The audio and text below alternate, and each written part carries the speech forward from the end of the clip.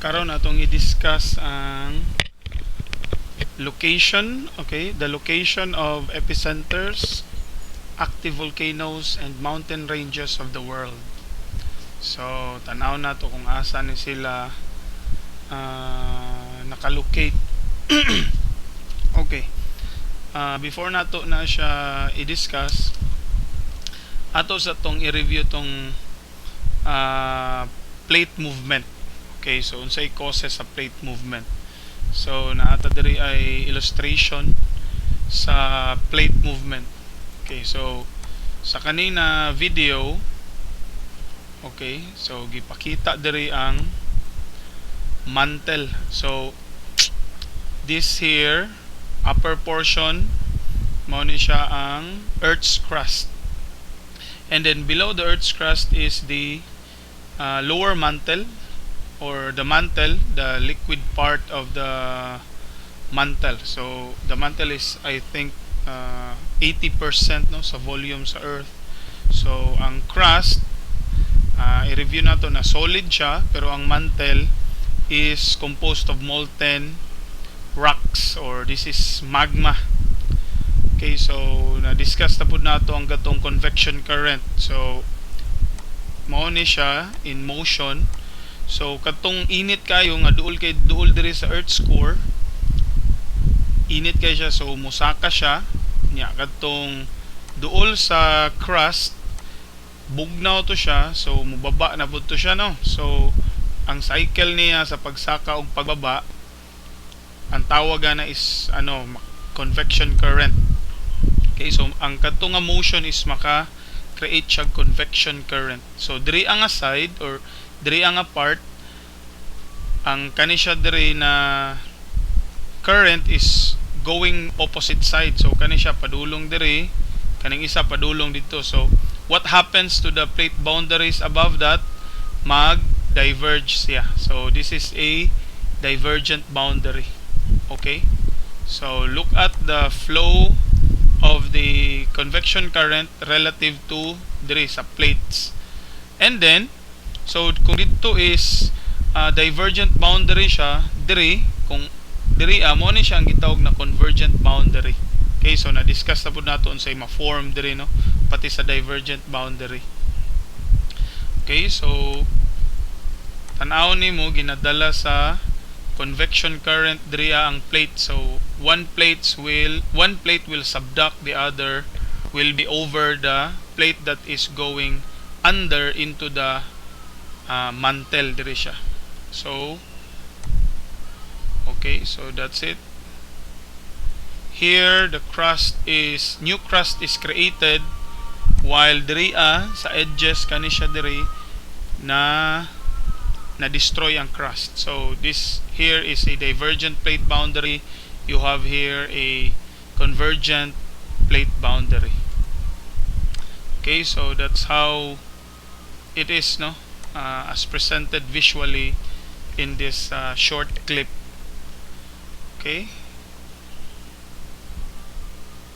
so most of the tectonic activities are along plate boundaries jud siya, class. Okay, kung asa tong nagbanggaanay or asa tong plates nga nagbulag, didto ang pinakadaghag tectonic activities like volcanic eruption, formation of mountains, and earthquake epicenters. Okay, so here is a map of active volcanoes. So kaning red, okay, always think of the movement of the plates, no, as we discuss these things. So here we have a map of active volcanoes. Kani siya kaning red. So the whole Philippines is right here. Okay, so this is called the Pacific Ring of Fire. So all active volcanoes in the world are found here in this area.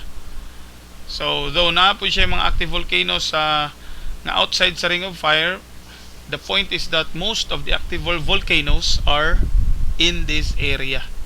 Okay, so diri pinaka-active ang mga volcanoes. Okay, so there. So if we think about it, kung asa ang area nga pinakadaghag active nga volcanoes, didto pud ang pinakadaghan og earthquake epicenters. Okay, so we have here the map of earthquake distribution. So the red, the blue, and the green dots, okay, represents one earthquake.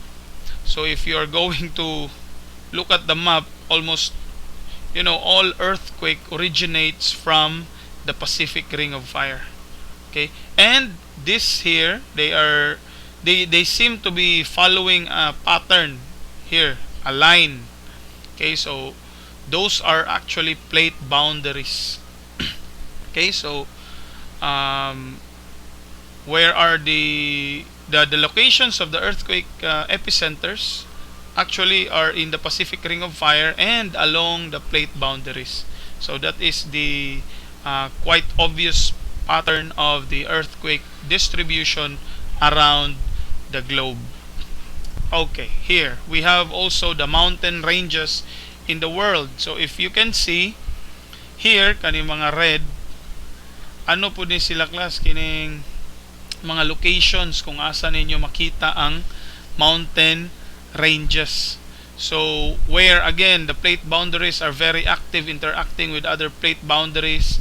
So it is also the same place where you can see the mountain ranges of the world. Okay, so there is a relationship in the locations of mountain ranges, epicenters, and active volcanoes of the world. So kung asa nimo na sila makita, dira pinaka-active ang tectonic activities. Okay, so we have here the plate boundaries. So if you compare this map with the previous one, kani siya class, kanang earthquake distribution, ang iyahang mga epicenters is gina-follow niya ang mga plate boundaries. Okay, so you have here the plate boundaries. So there is a very striking similarity between the pattern of the plate boundaries, kaning mga thick lines gani. Tanaw nimo ang pattern sa plate boundaries, halos pareha ra gyud siya sa pattern sa earthquake epicenters. Okay? So okay, diha man usually nagabangga ang plate, so dira usually pud ang linog. Okay?